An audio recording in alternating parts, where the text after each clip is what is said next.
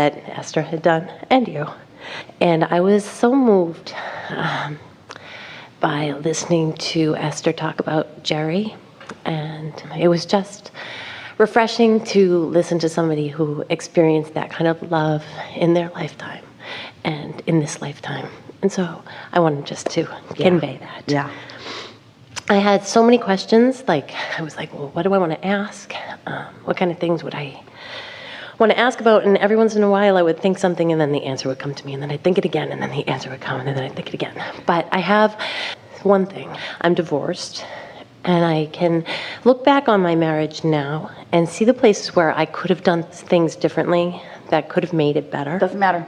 Don't relitigate anything, because it was what it was and it is what it is, and all of your power is here and now. So spend no time looking back and stirring up feelings that you should have done something differently, because here you are now. What are you doing now? So in your now, if you're looking back and choosing that, then you're not choosing alignment. But you could in your now look back with appreciation of what all of that led to. I definitely feel that. When you talk about Esther's interview where she was talking about Jerry, that was not long after Jerry had made his transition. And so when Esther thinks about that now, all she feels is exhilaration about how much fun they had, and exhilaration about how much fun they're having. And so in her now, there is not the discord that she was feeling at the time that it was happening. And so anytime that you look back and reactivate something that you were feeling before, over which you have no power now, it is really the greatest waste of life that could be. Yes. What about the feeling on divorce? So, Abraham, give me some context for divorce, because there's so many conflicting ideas about it in our, and I can have my own opinions, but then I feel like I would just like to know Source's view on divorce. We're for it.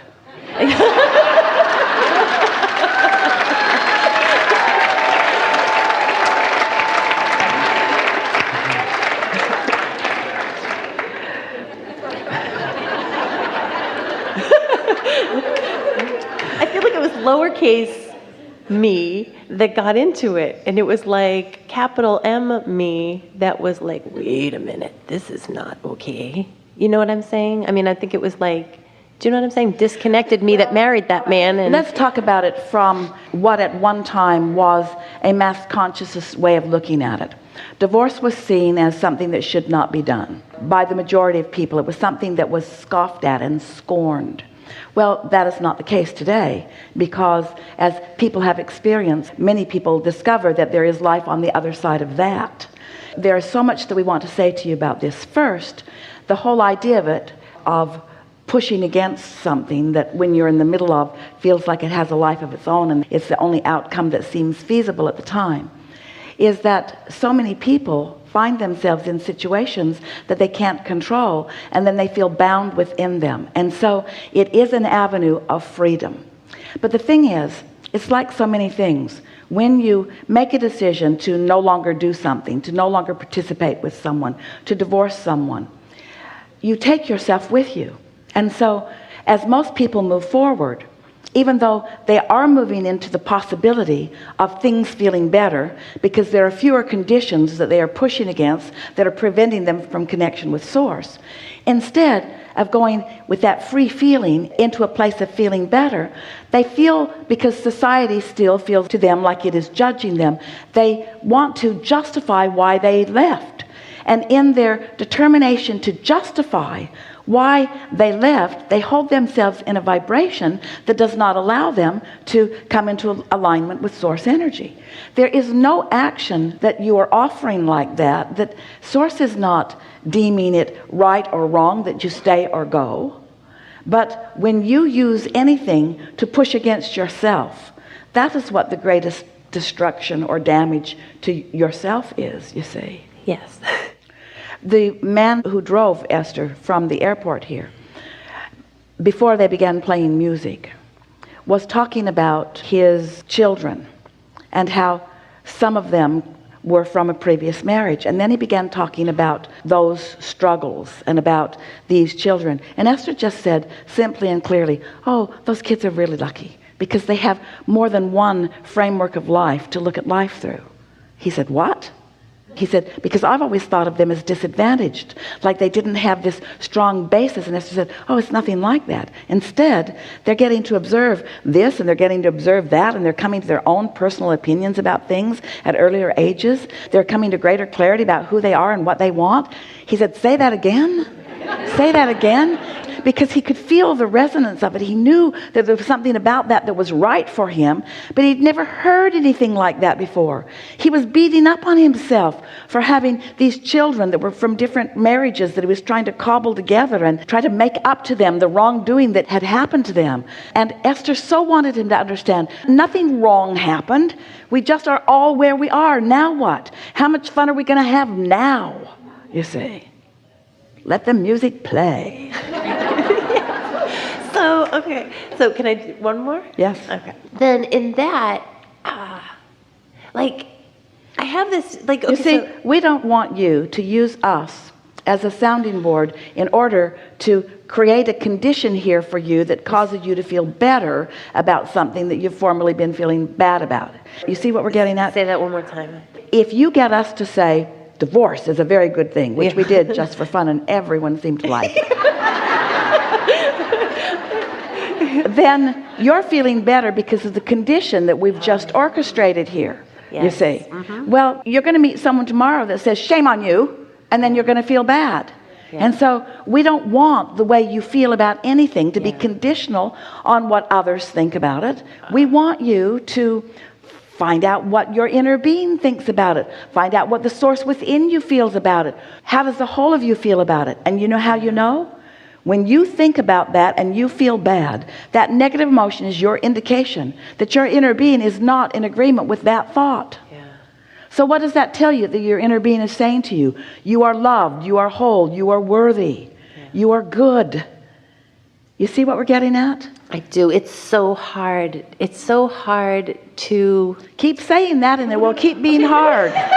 It is not hard. It is not hard. I know. I'm like in this place where I can. I'll like just. I'm in this position. I hear you. I'm in this position where what is going. No. Blah blah blah. Can I tell you this one funny thing? I'm going to tell you this one funny thing. KK this morning and I were talking. She was talking about how she allows things to happen, and I was saying, yeah, I feel like I get there and I can like allow it to happen and go, oh, but what if this thing happens to that person because I wanted this? And then you picked her, and I was right next to her, and you said, stand if you think it's you, and I'm like, no, it should be her. I should let her have it.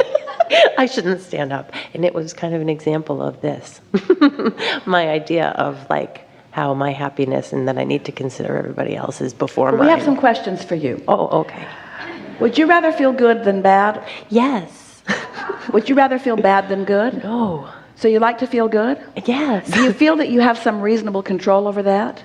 Yes. Do you believe that you have the ability to begin looking more optimistically at most things? Yes. Do you think that you can stop arguing for your limitations? Yes. Do you think you can stop it all at once? No. No, of course not. So when you find yourself arguing for a limitation, do you think you should feel bad about it? No. But do you feel bad about it?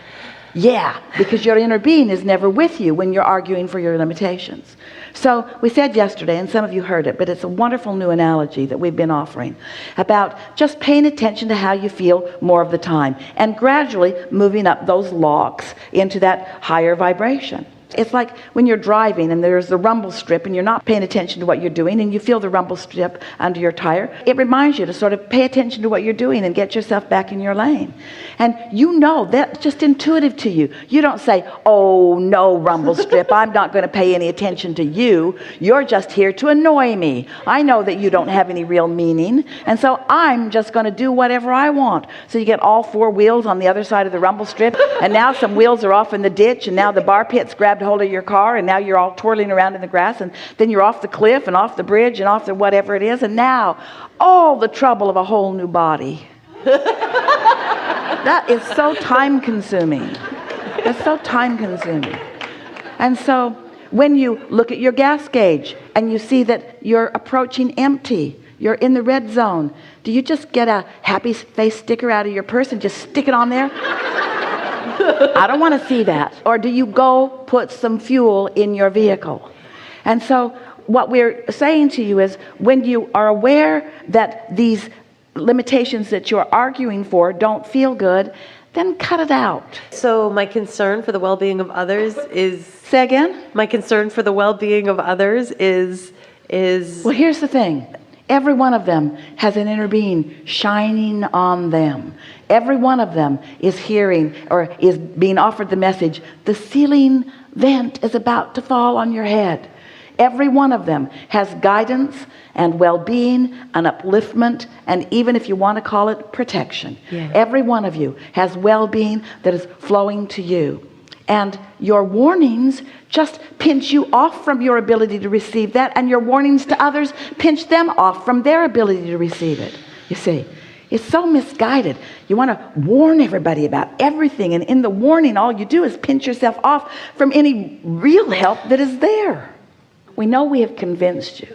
Now we want to say to you, just take it easy. Just one step at a time. Just be nicer to yourself about more things.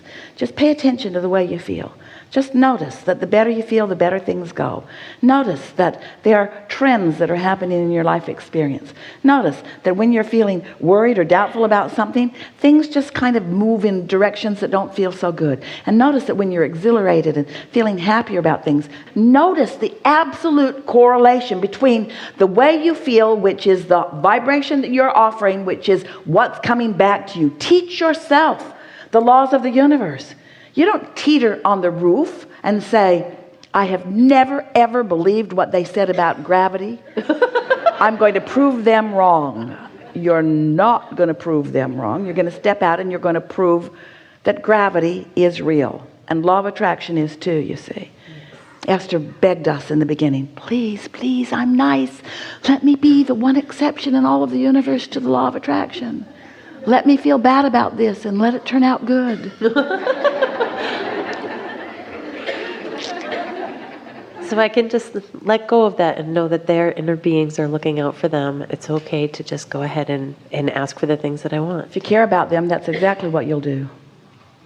Because when you hold someone as your object of attention and you're worried, you create a current that if they're anywhere in the vicinity of it, they're going to pick up on it. Yeah. Misery loves company, and worry loves company.